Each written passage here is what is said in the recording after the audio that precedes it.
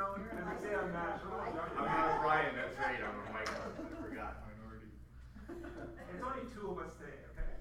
No, So- you're, Councilor Panasic is coming late, not coming at all. Oh, okay. Okay, call the meeting to order.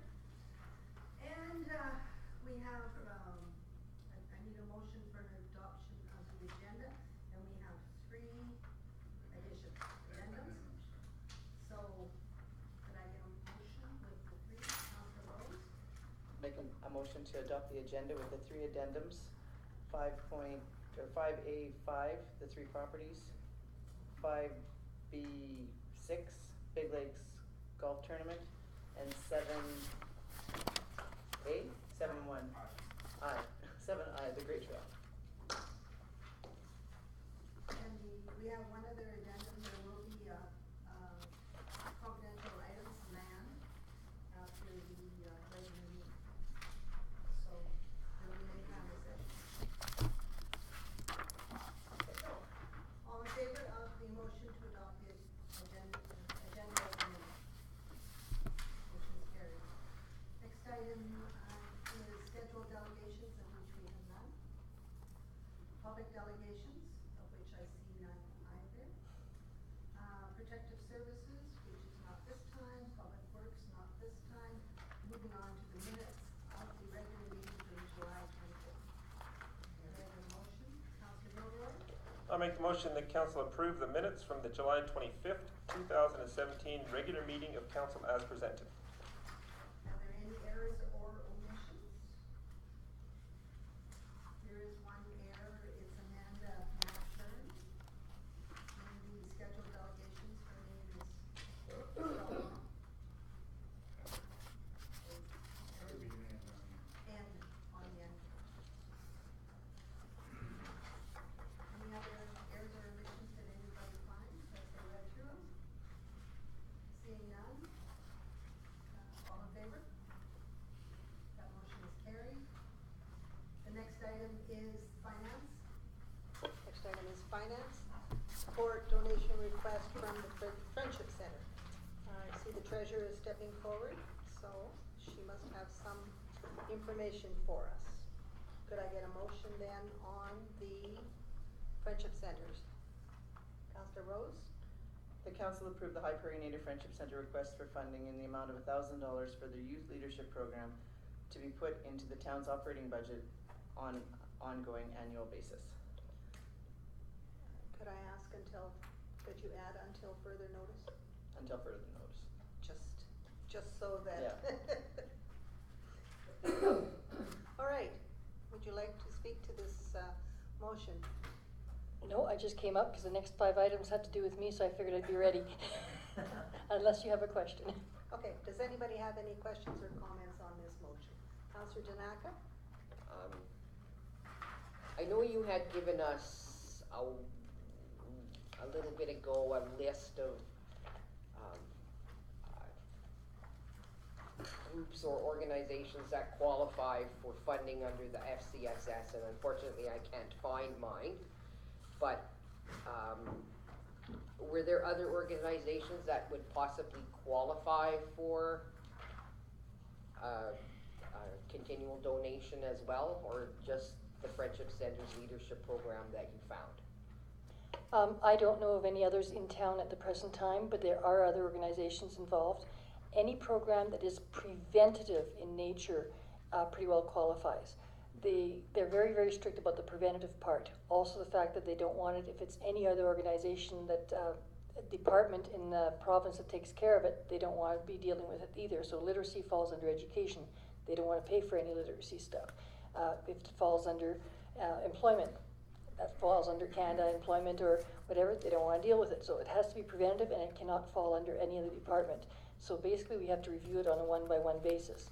And even then, we're not 100% sure. In September, there's somebody from FCSS coming to speak to both Brian and I, and at that time we will have more details, we'll know a little bit more. But at the present time, we're just doing the best we can with the information we have in the online program report. Councillor Gilroy? Do we have a list of the groups that we have sponsored through the FCSS this year?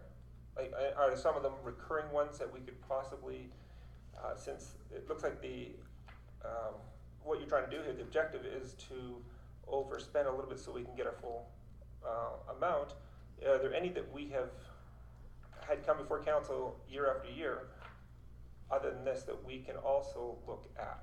Like, I know the party program was there, but it wasn't, eventually it was taken off the list of the ones that we could use it for, but are there any other ones like that we can do? Ms. Weed, just hang on. In the package, and I can't find the page right now, but there is a list for 2017, but it's in your package. Previous to that, Ms. Weed also gave us a 2-page list. Page 16, thank you. I knew it was in there somewhere, let's see. So we also have another list that gives the 2014, 2015, 2016, and that was distributed previously also. So, but if you do look at page 16, you'll see what you're asking for. Apologies. And as for the discussion on any other organizations, I did bring that up with the treasurer previous to this as to have we canvassed any other organizations? And her response was, at this point, because it's that we need quick action on this, she went only to the Friendship Center. However, in the upcoming years, we can ask, perhaps CRC has something, but at this point, we're not sure and we need action immediately on it. So that's why she's moving us to say, let's do the Friendship Center and be done with this item now. Actually, there's enough money for this year, approximately another 1,500 for this year also that needs to be spent. For this year. Okay. And the year ends December 31st. Okay. Councilor Rose. Just wanted a little bit of clarity on, it says that there's been programs, what does it say? Organizations that we've been supporting that did not qualify. And so obviously we approved funding, we're trying to support them, it did not qualify, so that money's coming from another part of the budget somewhere that we didn't count on, right? The council donation sponsorship budget, yes. So how much is that? It varies from year to year, and again, it depends on the interpretation of the people at FCSS when you phone them about something that might be, well, does it fit under this or not?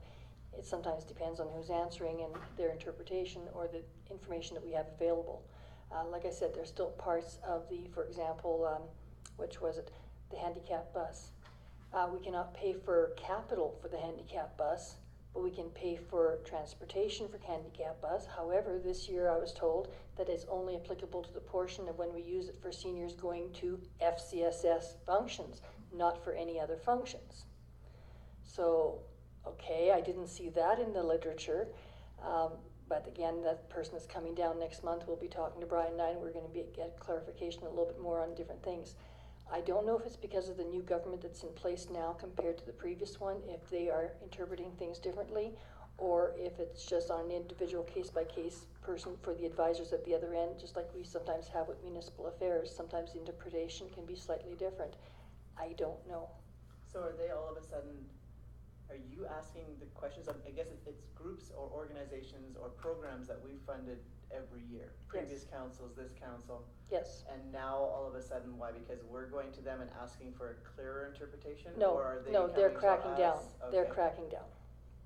Because they've expanded their reporting, and the reporting now has to also give outcomes, and under what was the name, there's a special word that they used, we have to declare the outcome. There's 4 different kinds of outcome, and which category under each of those outcomes it relates to, and I've never had to fill that out for the finance part of it before, so it was a little bit tricky this year, but they're demanding it of all municipalities as of this year. So is there money left in council grants then, or is that now all spoken for based on, because you're saying this is an evaluation of the FCSS portion of it, and now it's coming out of council? It's coming out of council, but I can't say how much is left in council because I still haven't gotten together with council to have a final budget from you guys.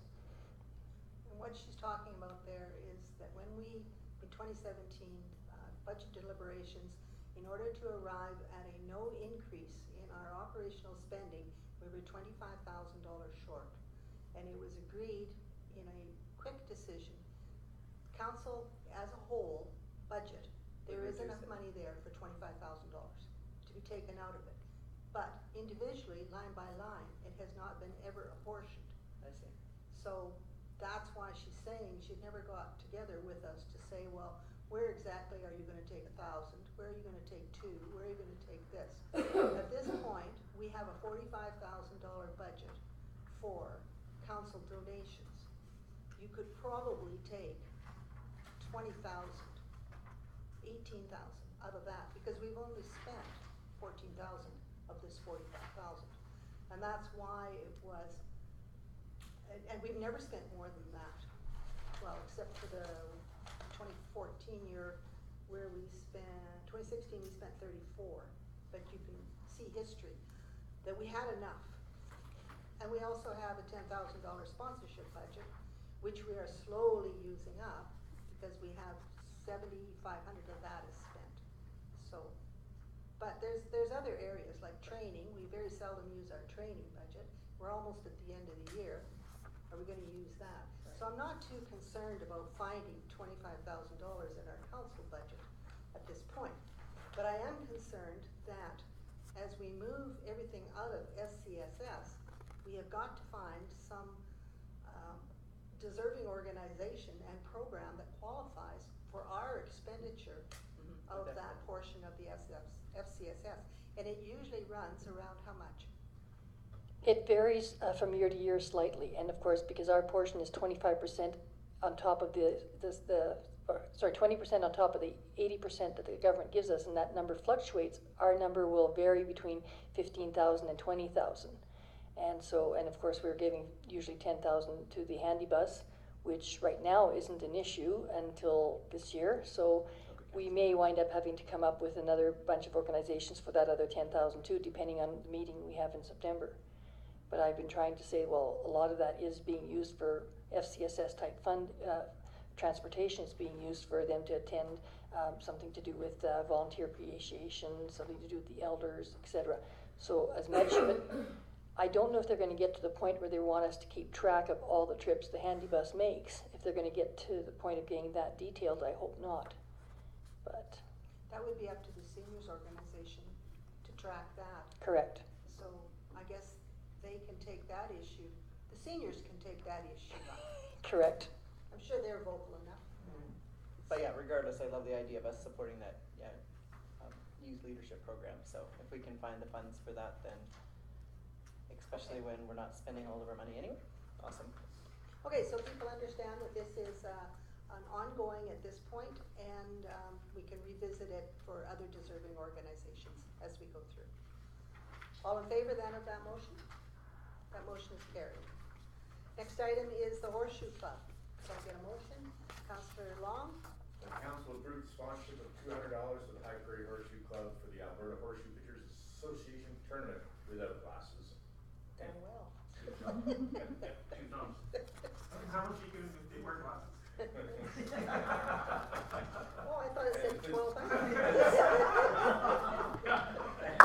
2,000. To everybody out there, they're picking on me a lot.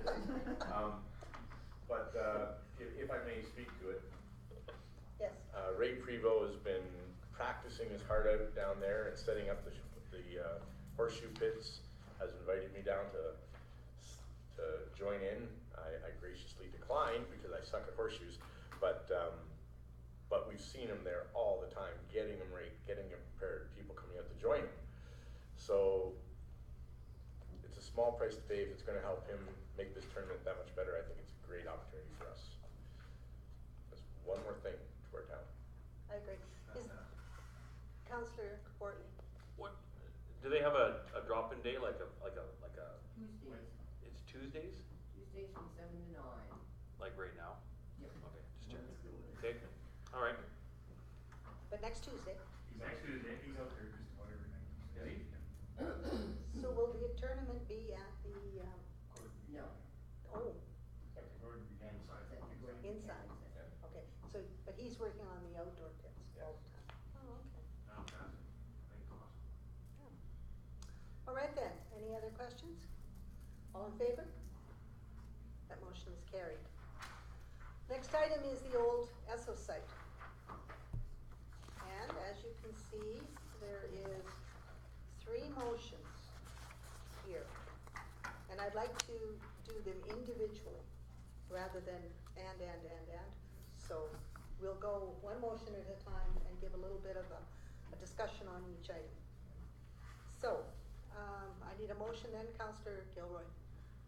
I'll make a motion that council designate up to $20,000 of sesquicentennial budget to rehabilitate the old Esso lot at the corner of Highway 2 and Highway 749 as a legacy project. Okay, and the reason that I had put up to is because I'm not sure what the sesquicentennial budget has left in it, and I did not want to squeeze them into a corner as to what they have left for theirs. But if they have up to 20,000, the idea is that we would place that or use that money as a negotiating tactic with Imperial Oil to say, yes, we are willing to cost share some of this. So we need some money to continue our conversations with Imperial Oil, and this was the easiest place to find some money. And I think would be a great legacy project if we can get this going. Any questions on this? Mr. Martinson? I tried to contact Tammy, but she had already been gone to Ontario to her son's wedding, so she couldn't give us I couldn't get an exact number of how much of the $20,000 was remaining, so. And our budget didn't show that in case there was any outstanding invoices, so. Well, we needed a figure, and now you can work with it. Yeah. Councillor Rose? So a couple things. One, I do have as close to an updated budget from Sesquicentennial, and if this is accurate, there's only close to 10 that's in the legacy portion, so the $20,000 might be hard to stretch unless this is incorrect information. And I mean, I absolutely love the idea of having Esso do something with that lot and improving the look of that lot. I have to say, I really don't think that we should be spending taxpayers' dollars to do it. I mean, I understand what you're trying to say, the cost sharing, maybe leveraging our funds for Esso. I think putting more pressure on Esso is really what maybe we should be turning up the pressure. We should be using media. We should be fighting harder. I mean, Esso's doing something on White Avenue. They're eventually going to do something with everything, and it's going to be the squeaky wheel. I think what we want is a community garden. I love the idea of a community garden, but we own land. We own JC Park. We own other areas that we can put a community garden in. We don't have to remove it. Like, we don't have to spend a lot of money and then have to remove it. So yeah, I don't know that I can support us using taxpayers' dollars for it though, with not owning the property. Any other thoughts on this, Councillor Cordy?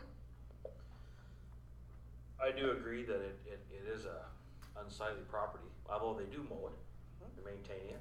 We're able to use it for parking for different functions that are in and around the building here. But I am also dead set against using the taxpayers' money on trying to revitalize or build up an area that we do not own. I mean, if it's a cost shared program where Esso can, like the second option where it's a 10 to 20 years community green space garden where they are involved and it's their funds, I'm all for it. But to just take it over and put a bunch of town money and grants and stuff into something that there's no guarantee in 5-10 years they come in and just dig it all out and try to bring the ground back, right? I'm against doing that. It's something that we shouldn't be spending money on unless we physically own it. Councillor Long? Chad Gramette's gone until August 28th on holidays, so wasn't able to get in touch with him last week or this week. The Esso's willing to provide a 10-year lease for $1, and in the discussions with them, they're willing to cap it and put dirt and new sod down, which will give us a template to build whatever park we want. The opportunity to have a 10-year lease is almost unheard of. Historically, their words, historically they've never done anything like this before. I had expressed the same concerns. What's the point of us developing a beautiful park if in 10 years you're going to tear it down? So what we need to do is enter the negotiation with the full understanding that after that 10-year term, when they have to come back and reclaim and do, that land gets reverted back to us, and that we can make the motion to have it in perpetuity as a park and as a green space, so that we don't get it from Esso and then flip it and sell it and make a nice big chunk of change on it. But they said historically they've never done anything like that before, but they're open to discussion. And so I think if we have the opportunity to get Mackenzie to design a park for us as part of our function, and part of their function, to design a space for that in itself would offer, I think, Esso a really good, clear idea. I've sent them 3 times now, a 4th time if need be. There were park plans designed years ago. Michael Smith was involved, and the CAO graciously gave me the maps, and so there's all kinds of different options out there. And I faxed it off to him, and for whatever reason, emailed it off to him as well. Haven't had a response back from Chad. But in every discussion I've had with him, he seems really supportive of getting that into conditions so that we can use it and develop a park on it. I think it's just going to come down to some good negotiating with them to make sure that we do get that land back to us once they reclaim it. That's my outlook and understanding of it right now. Councillor Tanaka? In reading this, I'm concurring with Councillor Rose and Councillor Courtly. I have a hard time giving up 20,000, and as I'm reading this, to me this almost seems kind of backwards. To me, the first thing would, in my mind, this is in my mind, we would get Mackenzie to design something. Go to Esso saying, this is what we have in mind. Are you willing, what do you want, what are you going to, or what can you do, or what are you willing to do to support us in that land in doing that? I want something concrete from Esso in writing that says, this is what we're gonna be doing, because so far talk is cheap. I mean, we've heard, yeah, we'll do this, we'll cut it, we'll topsoil it, we'll do all that. I want something in writing, but we have nothing to present to them saying, this is our vision of that.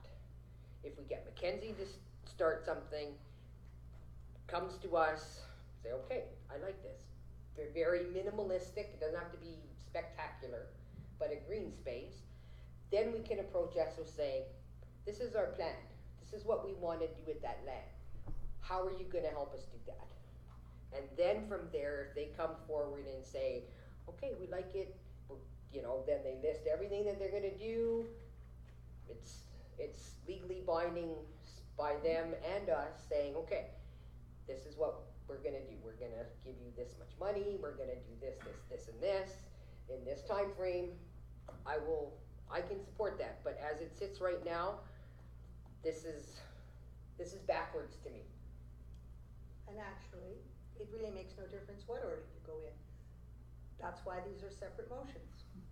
How the administration wants to approach this is completely up to administration. And I would probably think he would be moving in conjunction with Mackenzie and Esso, because there's no point Mackenzie designing a park if Esso has said no. So you have to talk to Esso, talk to Mackenzie, but in his back pocket, I want him to have some money so that if negotiations move along, he can say, well, you know, we're willing to build the boxes. And he's got that flexibility of being able to say, yes, we're in on this. And as to using taxpayers' money, we have heard nothing but for 4 years about what an eyesore that is. And if we have to put up some money to do it, I'm more than willing to say this is a good use of ratepayers' money to get a park in there and get some buyback or buy-in from Imperial Oil to say, yes, we want this. So yes, this is these are three motions, but they're all together. And they have to work as he moves one piece on the board, he has to be able to say, yeah, I know that, that's there, and this is coming, and this is how we're bringing it all together. And you have the treasurer? I believe he raised his hands. Councillor Gilroy? I sort of look at this motion in the same way we looked at the runway extension of the airport. We said, okay, we'll designate up to a certain amount of money, and if we need to do it, we will find the money and we'll do it. However, as far as I know, that project did not go through. But I look at it as the same sort of deal. That it's not saying we're going to spend a dime. It's saying that if the negotiations come to the point where we need to kick in some money to make the deal stick to something that's palatable for the entire council, then the flexibility is there. I don't look at it as an automatic blank check of $20,000 of taxpayers' money. I look at it as before any final deal is done, before any penny out of the public purse is done, it has to be approved by this council. So I see it simply as a bargaining tool and not as a commitment from council at this point. And the commitment that's why I said up to 20,000 for sesquicentennial, because that is the only free money we have at this point. And if they choose, if sesquicentennial goes ahead and commits the rest of it, then we really have to start searching for more money. Whereas at this point, pardon? Can't be committed without council's approval. Well, yes, and we already know that we're, as you had a budget there, that we only have 10. So it's up to 20, but it may only be 10. And I agree with Councillor Gilroy, these are all tools. And it's up to administration to use these tools to get the best deal possible. Treasurer? Normally, this is where I jump in and say I'll get a grant, but grants are almost impossible to find for property that isn't ours. However, I do have a solution that I don't know the details. Mr. Martinson might be able to elaborate more, but we got that donation for development from Perry Farms, I believe. I believe there's still $15,000 left of that money. Could that be used for this? Or was there special designation put aside for that? No, there wasn't. And that's green space money, isn't it? Yes. Yep. So that's another possibility. And also, speaking of grants, the AUMA is asking for stories on how we're using their rebate. What happened to that rebate?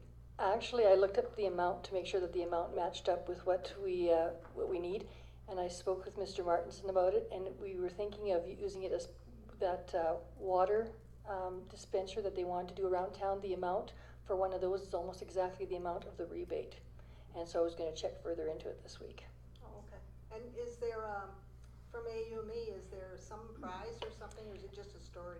It's a story, and I think there was a free trip for one person to AUMA, so one membership, that's right, that's Yeah. what it was.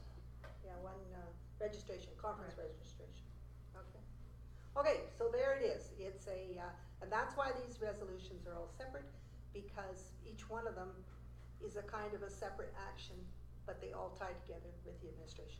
So do you have any other questions, Councillor Rose? Just gonna have a question with what Councillor Long was talking, because he's the one that's been speaking to ESSO. I really don't support anything that money on land we don't own. There's a number of other lots that are vacant in town as well, so this could actually just, I do understand that's more of an eyesore than potentially others, but there are other empty lots downtown that are eyesores. There's complaints about other things as well, so it's not the only one. I like the idea that you said that maybe negotiate a lease for a term with a give back to the community, and so I do agree that what Councillor Danaka said, we may be trying to put money aside before we know what kind of contract. I think that showing them a plan, showing them, having Mackenzie, invest a little bit in Mackenzie to develop a plan, having that presented, and then see if there is an opportunity. So is that what you're trying to say, is that there could be an opportunity for them to give us that, or gift the land to the community? Is that? Yes. Yeah, and that's, again, his comment was historically we've never done that before, but because it's a 10-year lease, because you're gonna design a park, it would be kind of hard for us to, so I can see where your concern would be that we've come in after 10 years having a beautiful park and then tear it all up to reclamation. That is a Could be a bad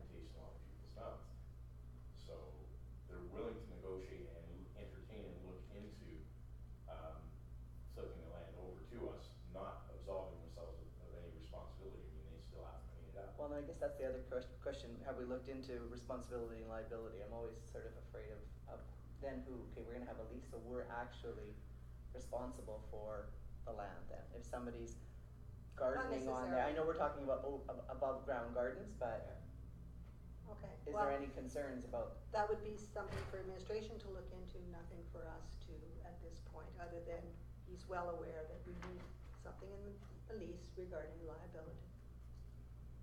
Councillor Long? Just one last comment.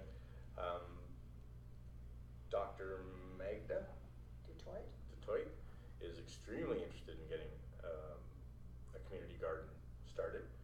It's one of the reasons, one of the things that she was excited about coming to High Prairie for is because there was talk of a community garden. So they're looking at the AHS site and the nurses' residence. They're not getting any luck with AHS, surprise, surprise.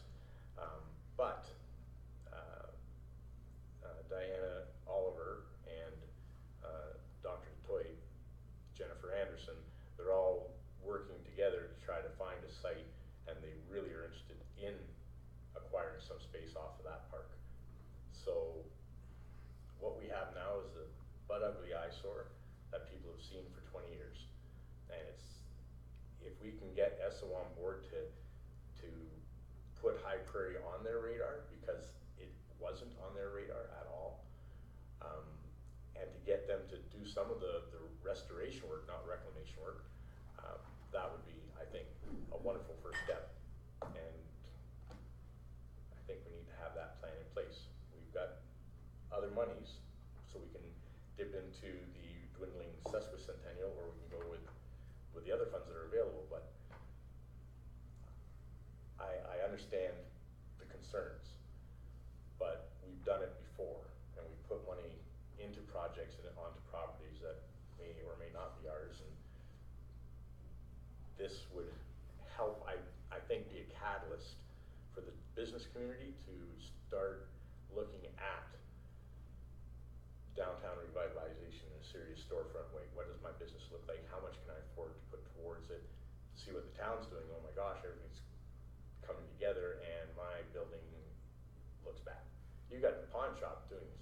They're sandblasting their bricks and cleaning things up, and it's all the way down the street. People are starting to fix it up. But that's our gateway. It's got to change. Okay, I'm gonna cut this off very shortly. I was just thinking, maybe I should amend it if there's not that much in the sesquicentennial budget.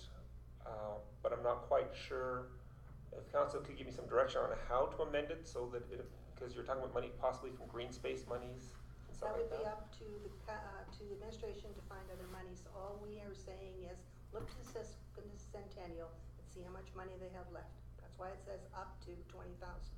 And if they only have 10, well then, if he needs more, he'll have to find it in our other. As long as it's not, as long as the motion's not handcuffing where the money's coming from, because I don't want to, take every last penny out of sesquicentennial No. in order to do this.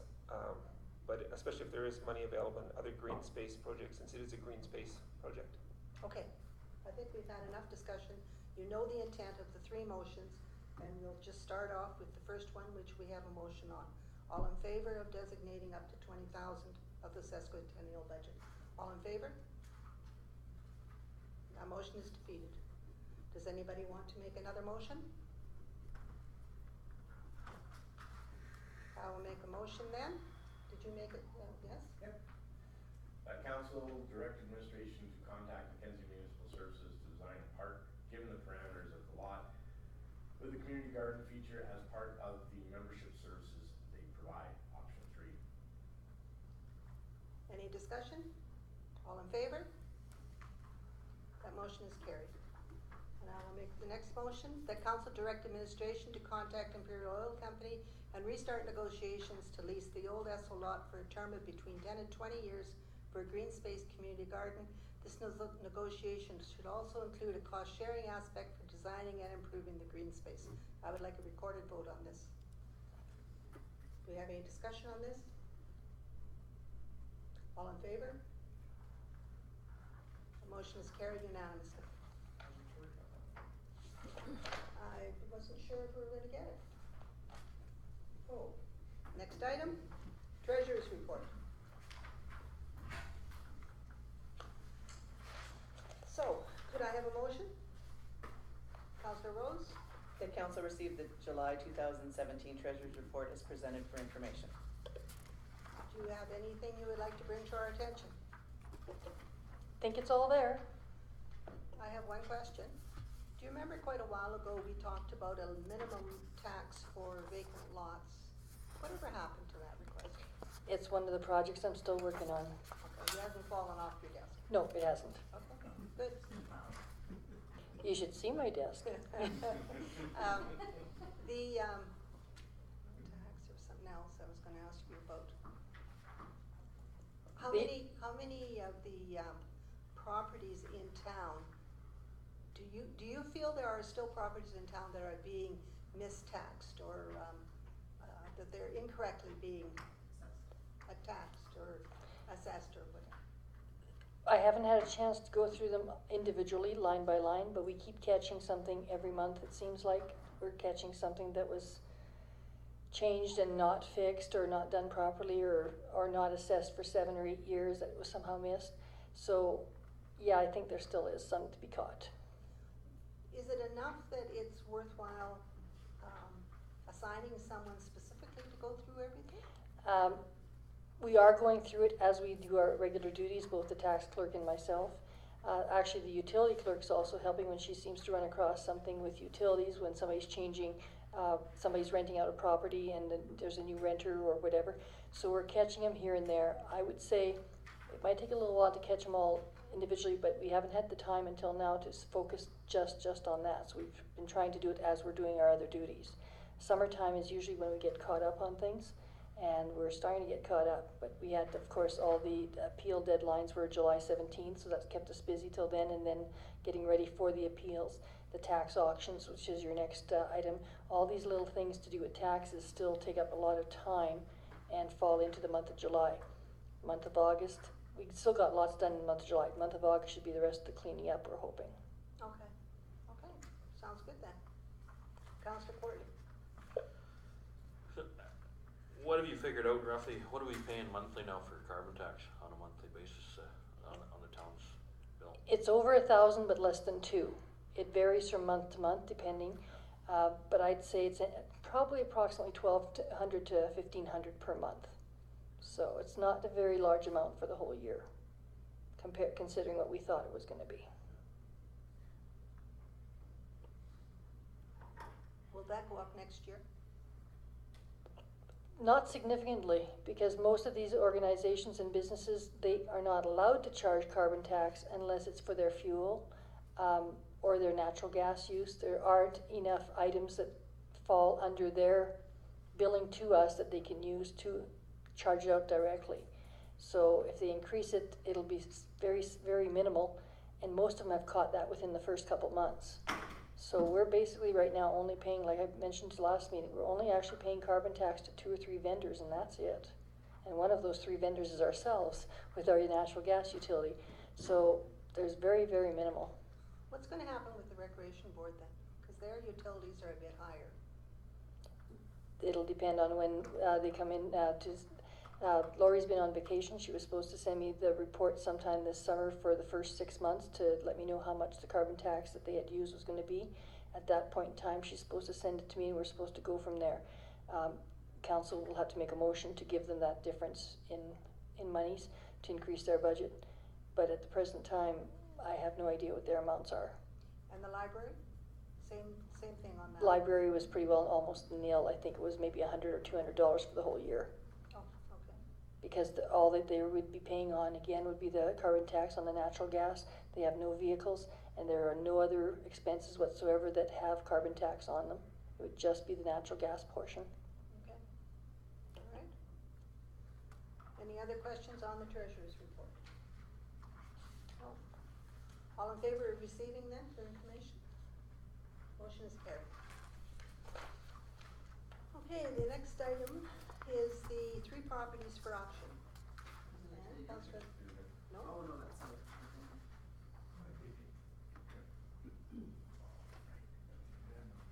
The addendum? Could I have a motion then?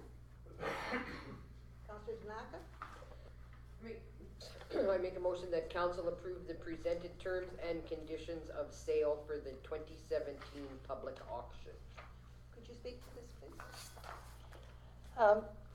We found out that there is a company down in Manitoba that does a whole lot of collections for municipalities on this particular subject. A lot of municipalities, like I mentioned in there, have very limited staff, smaller municipalities that deal with this. And those that do, even myself, all the years I've been in municipal government, I've only been involved indirectly with one auction. That's it, basically. So it does not happen very often. To try to remember all the legislation, all the details, and if you miss one slight little misstep, you have to start all over. Or there are issues as happened here at the town office a number of years ago. When I found out about this company in their brochure, they were at one of the conferences I went to, but I looked in their brochure when I got back here, and one of the references was kind of funny. It was one of the CAOs I know very well. She's one of my friends, so I definitely gave her a phone call and chatted with her, and she said she wishes she would have done it sooner. She was very, very happy with them while she was working at that particular municipality, and she would recommend them very strongly. On that alone, I would have been happy, but it seems that the people that have used them have been very, very happy with them. They dedicate their time and effort solely to collections. They even have a lawyer on staff. The thing that I also found quite interesting is the way the MGE is written. If we do it in-house and have our staff doing this work, our time is not taken into consideration as something we can put against the tax roll. We can put sending something priority post, we can put in for land titles, we can put in all those expenses into the tax roll for collections. We cannot put our time and effort into it. If we hire a company from the outside, all that becomes taxable to the property owner. So we can roll it all over, and our staff has time to do other things. So for the price it was going to cost us, I thought it was very worthwhile, and so I hired them. And these are the first 3 for this year, and then I'll be sending the list of, I think there was about 12 to 17 properties for this year that we've already registered with land titles for being past due 2 years, and we're going to send them that list, and they'll start that one a year earlier to get the ball rolling and stuff, and probably have most of them collected before it comes to this time of the year next year. Okay. Questions? Councillor Court? Now, I was involved in a couple different property sales tax or tax sales before, and it was, we had to pay up front, but then once the sale had happened, the original owners were given, I think it was 6 months to clear up in order for, unless it was, if it didn't get cleared up, then the property was yours.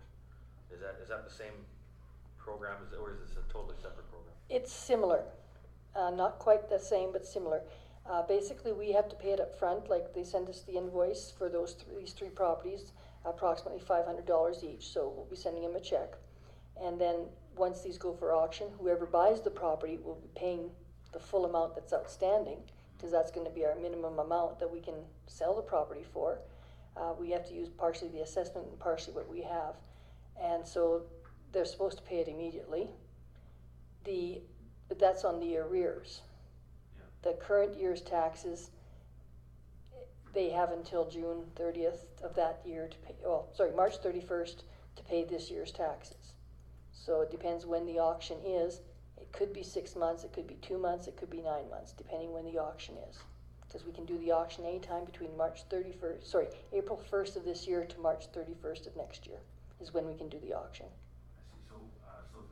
So when the auction happens, you have ownership at that point in time, so there isn't a time delay between then and... Nope. Like, there's no time delay? No. It's whoever buys it, it's theirs. So once the auction happens, there is no redemption allowed by the previous owner? Correct. Okay. Okay, because when we, just off the cuff here, when that happened, almost 5 days before the deadline, the original owners come in and paid everything in arrears and brought it back up, so then the money that we put in got back plus interest, because it was a carrying forward, right? They can pay up to 24 hours before the auction itself. Oh, okay, so that's... but once the auction happens, there's no recourse. All right, Interesting, okay. any other questions on this? It's a great idea. Yeah, cause we had, did we have one just 2 years ago? And that was a disaster. It sure was. So, Well, we missed, it was a fact that something didn't get, T didn't get crossed and Oh, we yeah, didn't make the okay. right steps and, because we do it so seldom and Yeah. once you got into it, it was too late to really figure out, well, you know, we really didn't have the authority to do it, type of thing, Right. so. Or you don't advertise it properly or any little step. Right? Yeah. So, Okay. so this way, it'll be done right, Okay, okay? perfect. So the motion is to, could you read it back? That council approve the presented terms and conditions of sale for the 2017 public auction. Thanks, Sarah. And I only have one other question. If this,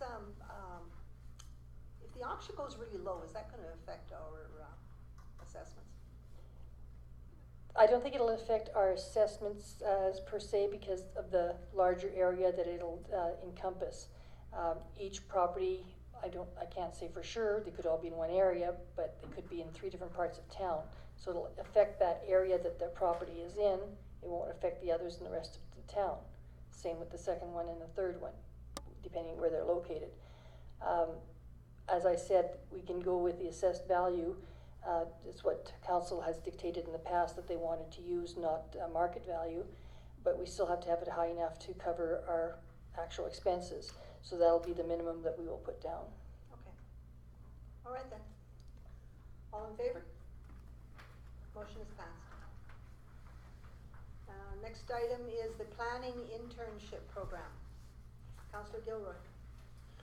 I'll move that council authorize the town of High Prairie to participate in an application for the municipal internship project submitted by Mackenzie Municipal Services Agency under the Alberta Communities Partnership.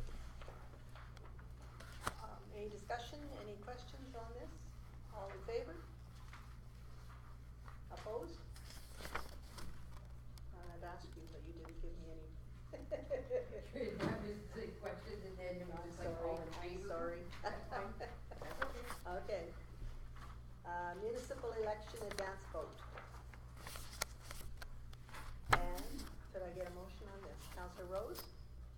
The council approved the town of High Prairie hold an advance vote for the 2017 municipal elections on Thursday, October 5th, 2017, between 10 a.m. and 4 p.m.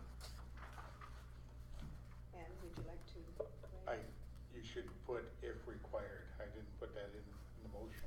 If required. If required.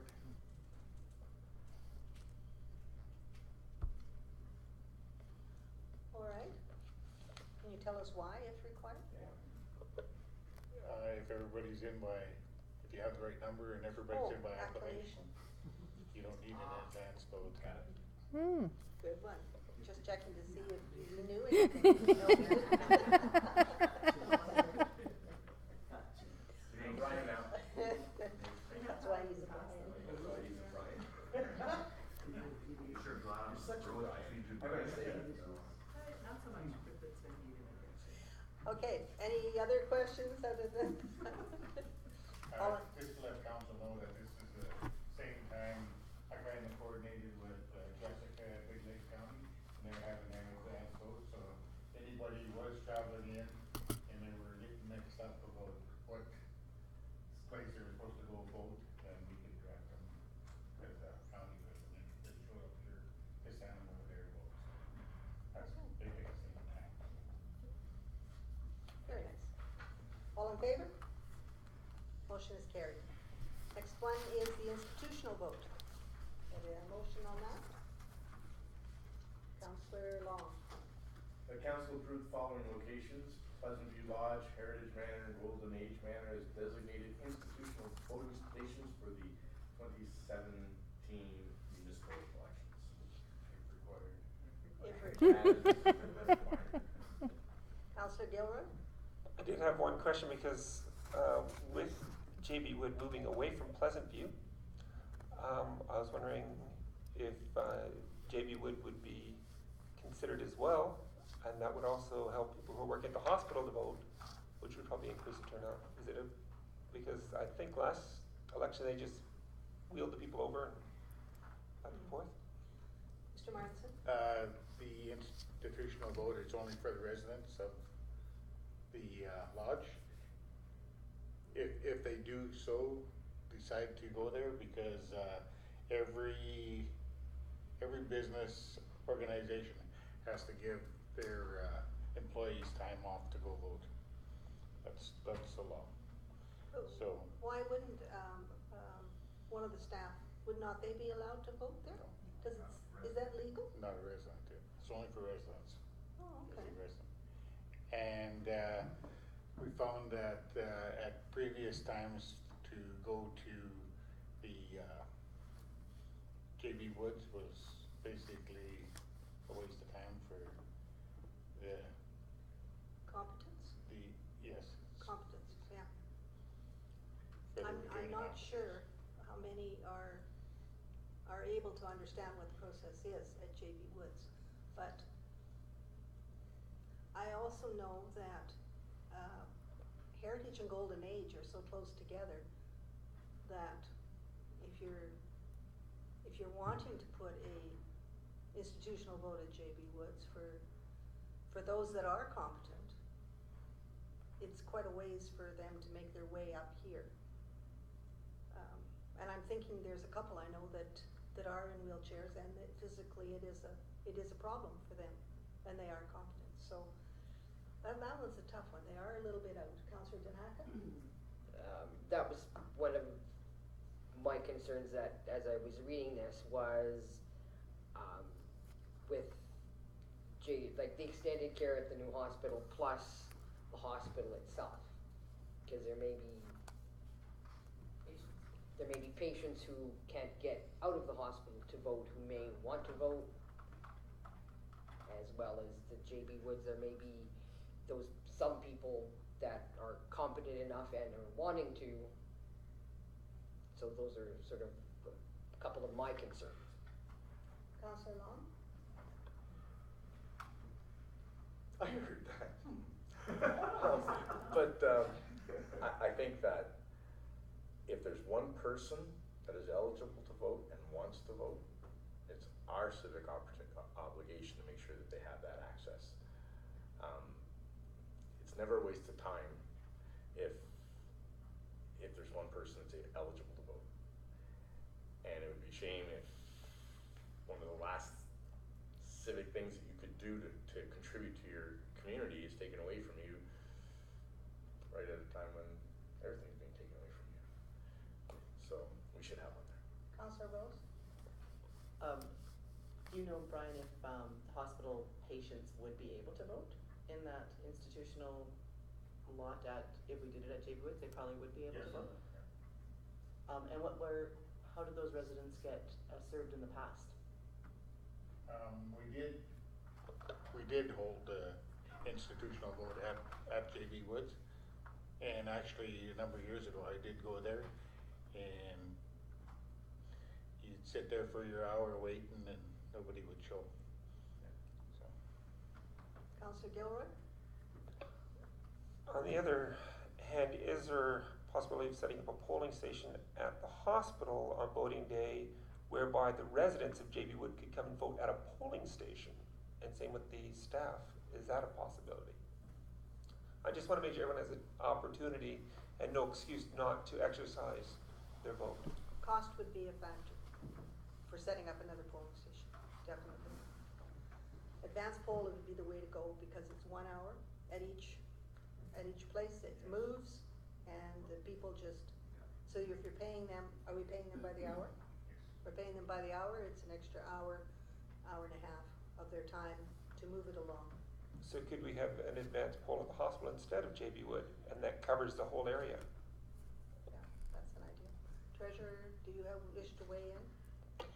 The only comment I was going to make is I believe that's the whole intent of having an advance vote is the fact that anybody that's working a shift or anybody that's in the hospital temporarily have a choice of voting one or the other.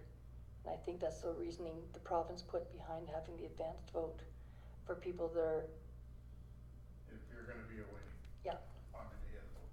Yeah, but this is not an advance, this is the institutional. It's a traveling, Yes. so, But I oh, I believe see. Yeah, He you're mentioned referring the to- advance, so. Yeah. Councillor Courtney, do you have any input on this? Like it the way it is. All right then. No other questions? So, institutional. All in favor of the motion as read? All in favor is the motion for the following locations: Pleasant View Lodge, Heritage Manor, and Golden Age Manor as designated institutional voting stations for 2017 municipal elections if required. All in favor? Opposed? The motion is carried. Next item is the organizational meeting. Could I have a motion on this? Councillor Rose? The council direct administration to cancel the October 24th regular meeting of council and to advertise that an organizational meeting will be held on October 24th, 2017 at 7 p.m. Yeah, it's, the organization meeting will be a special meeting. So the only, comment that I had when I actually started looking at the calendar is that there's only going to be one council meeting in October. It will be the 10th, and there will be no others, and no business, no council business until November 14th. Councillor Tanaka? I know when we were sworn in at the beginning of our term last year, there was some issues about, cause it happened so fast after the election that it wasn't, what's the word I'm looking for? It wasn't, not necessarily ratified by There the, was pressure. There by was the a lot. government, kind of thing, that it was, the official results were Oh, there. So we had some concerns about that, so I don't wanna get into the murkiness of it again. Just the MGA states that I have to hold the organizational meeting within so many days of the election. So unless council wants to dictate, we can have the, organizational meeting early. You can mandate that too. Well- Carry it on or have a shorter. except that the election is October the 16th. And this, even within the next 7 days, that's 1 week later, you're at October 24th. So I can certainly see why you're saying the organizational meeting makes sense to do it 1 week later.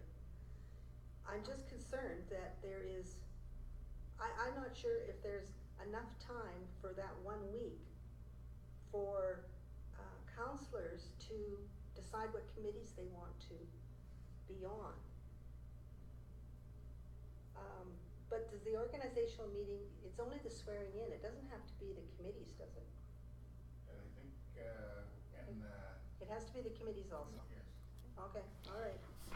There's even supposed to be your bylaw that has for your format for your agenda is also supposed to be even done at that meeting. All right then, so the 24th definitely is the best date for the organizational meeting. Again, my only concern is that, if we could do a regular meeting for the new councillor and mayor, at least get them to do,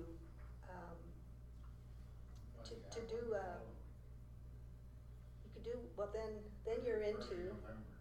You could do back-to-back Tuesdays. you could do back-to-back Tuesdays. But then that's the 31st and that's Halloween, and that's why I didn't like that one either. But I was thinking if you could actually go for the 24th. Trick or treat, which one do you get? And- Good introduction. No candy at the door, they're gonna throw eggs at our house, so we better be at home. Well, it is the 500th anniversary of Reformation too, so you're reforming council. If you wanted to do a short council meeting with just whatever is very, very, very necessary, and if you find that there's nothing that's important. I don't want you tied into the fact that you don't have anybody to do anything until November 14th. So, you know, I'm thinking that if you have the option of a regular meeting and then it gets canceled, well then, that might be better than saying, no, we're gonna cancel it right now.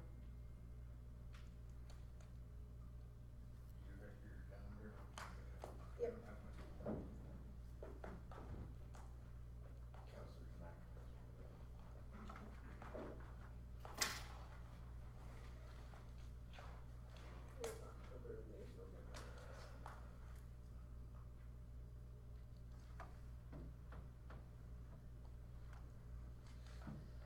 And if it wasn't for the fact that October 31st was the Tuesday, I would say October 30th even. You have to have the organization day on a Tuesday. Could you have it the day before on the Monday, on the 23rd? No, it doesn't have to be a Tuesday. The 23rd, and have your regular council meeting on the 24th then. We've had 2 meetings in a row before. You could do the organizational meeting on the Monday, which would be the 23rd. That would still give, 7 days. 7 days.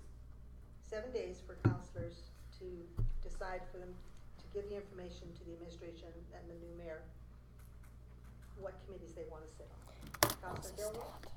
I believe that the package they give out, for the election package, has a list of all of the committees that they might be appointed to. So anyone running would definitely have seen the list ahead of time. It's not like it's gonna be totally new, like it was for me when I came on.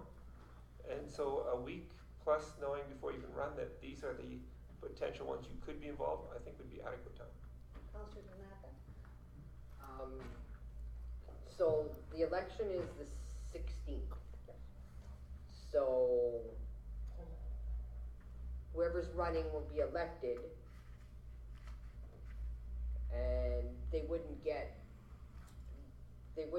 at the organizational meeting, when, I'm trying to refresh my, when would they get their stuff to figure out what committees they're on? That would be at the organizational meeting, would it not? No, in the election package, there is a couple of pages and it has a blurb on each committee. Lists all the organizations, committees, boards. Okay, alright. So, once they pick up the election package, they'll know what committees. And the organizational meeting doesn't have to be on a normal council meeting? No, cause it's a special meeting. Yes. What about having the regular council meeting on the 24th, so you can deal with business? Even though you'll have a new council, and then having the organizational meeting a couple days after that, cause then the explanation for. You have to get them sworn in first. So that's why the organization meeting has to be 23rd, 24th, 25th. And then it's a question of when do you wanna have a regular meeting? Do you wanna wait all the way until November 14th for that new council to meet? Or do you want to say, no, your council should be there? I would recommend council have one before, because it's gonna get busy, cause you have the AUMA conference going on right after that. Unless we change our November dates right off the bat, because of AUMA anyway, and have a meeting on the 7th. The 7th and the 14th? Could do both. Well, then When's AUMA? 22nd. Councillor Gilroy, did you have something to say? I guess my rationale was that it would put it back in the proper sequence again. I put in 23rd, 24th. Conference is the 22nd, 23rd, 24th. Yeah. There'd actually be value in that, doing the swearing in on. So we're gonna miss the 21st. You're gonna miss the 21st anyway, right? Yeah. So you keep your regular on your 14th, but have an additional one on the 7th. Okay, we can do that too. AUMA is,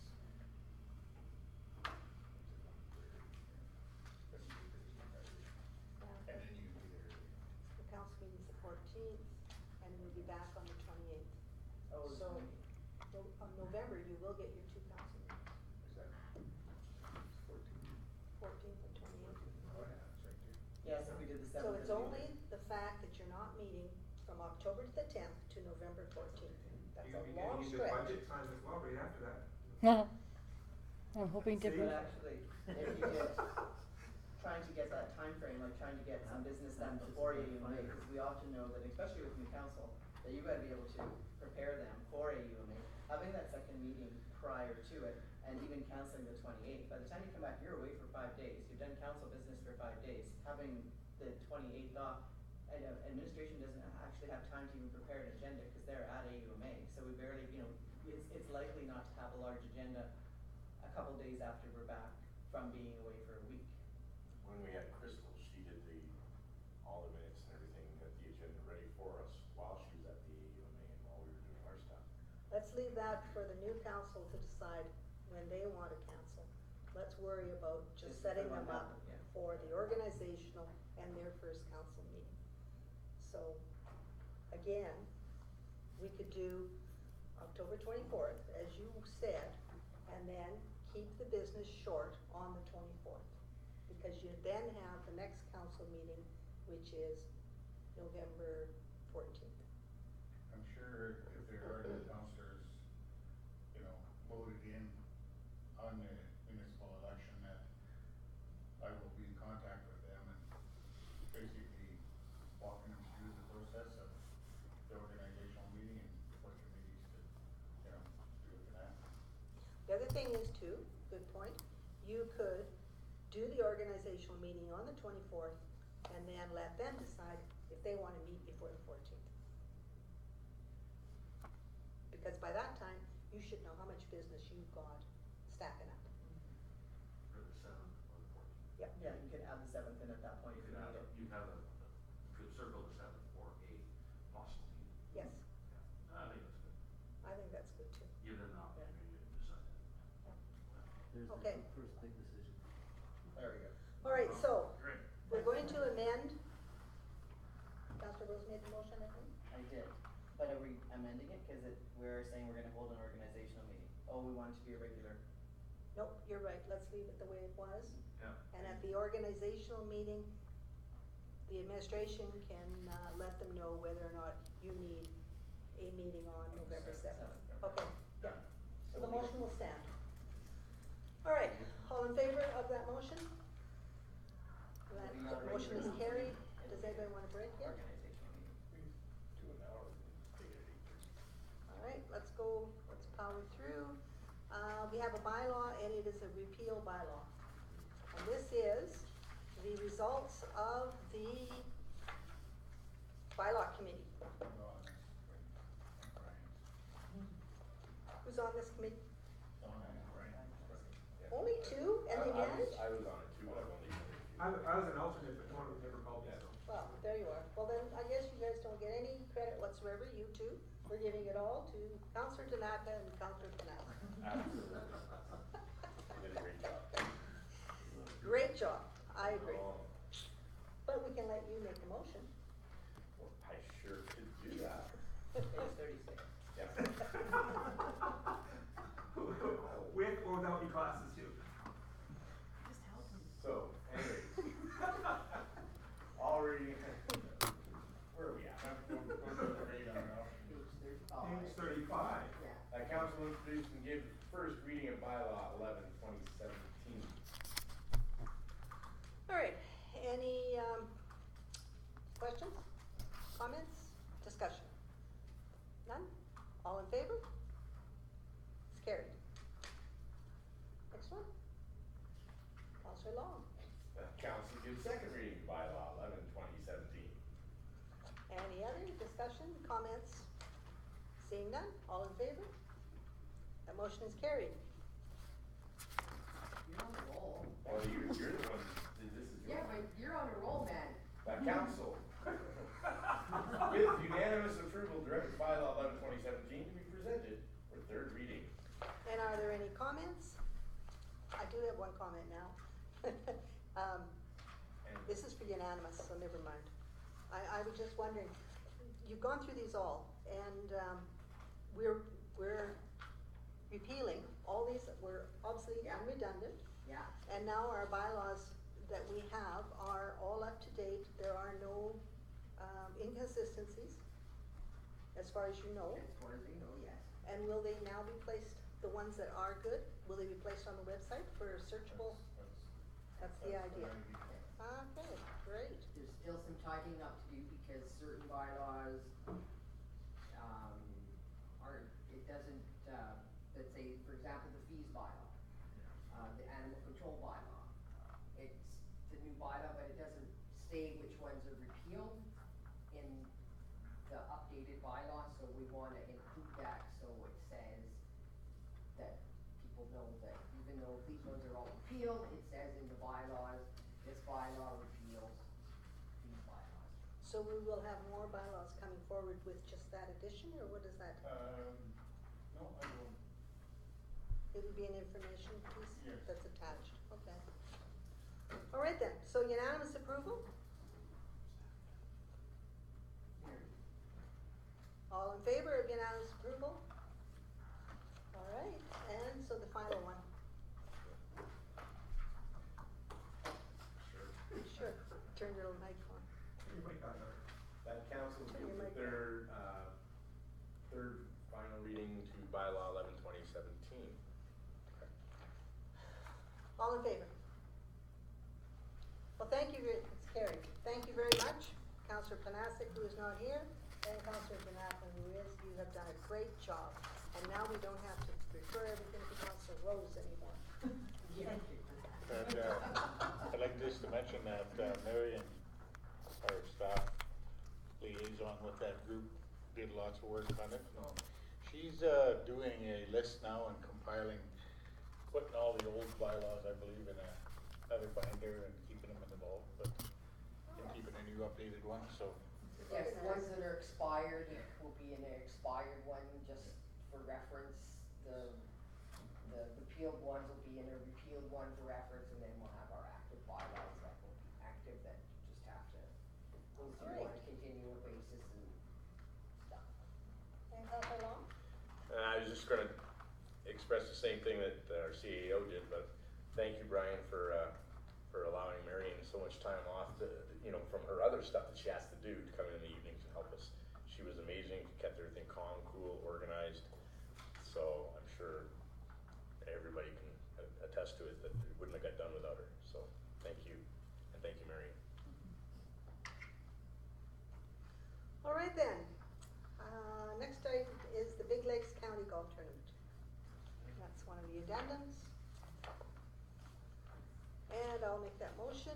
The council approve any member of council wishing to attend the 4th annual Big Lakes County Annual Charity Golf Tournament on August 17th, 2017.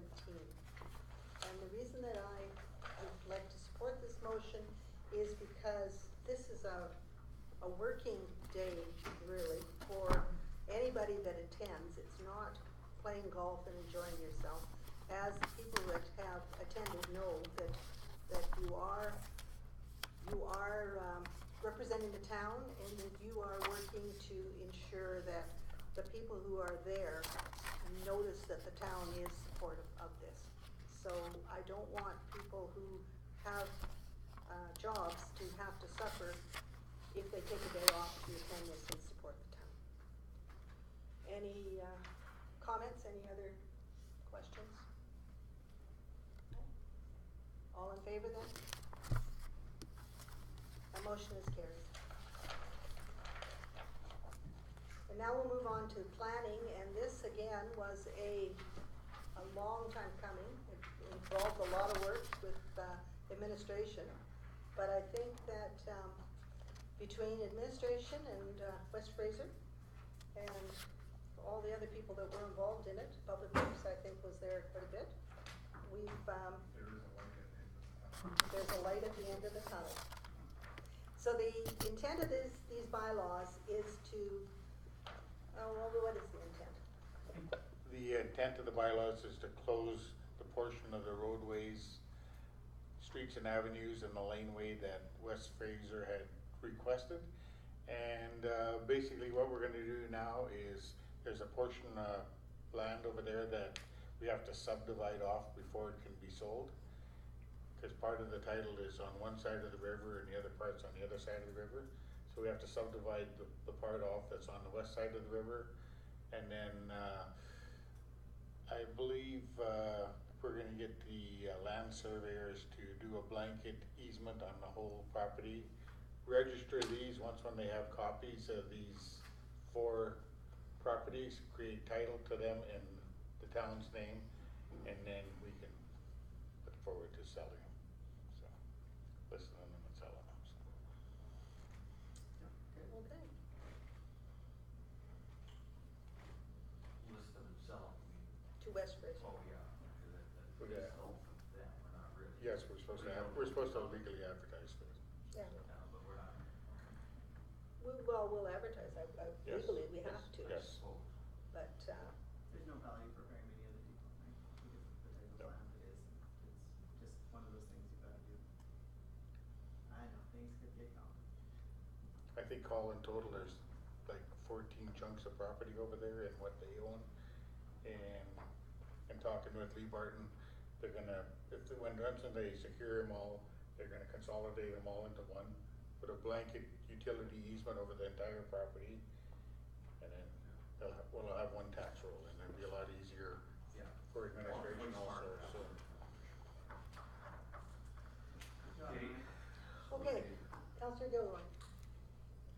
Okay, I move that council gives second reading to bylaw 02-2017 to close a portion of Plan 2000 KS, all that portion of First Avenue lying south of the production easterly of the southerly boundary of Lot A of said plan containing 0.143 hectares or 0.35 acres, more or less, accepting thereout all mines and minerals this 8th day of August 2017. All right, any questions, any comments? All in favor? Motion is carried. Next, motion, do you wanna finish it? Okay, I'll do the third one. The council give third and final reading to bylaw 02-2017 to close a portion of Plan 2000 KS, all that portion of First Avenue lying south of the production easterly of the southerly boundary of Lot A of said plan containing 0.143 hectares or 0.35 acres, more or less, accepting thereout all mines and minerals this 8th day of August 2017. All in favor? Motion is carried. Next one, 5C2. Could I have a motion?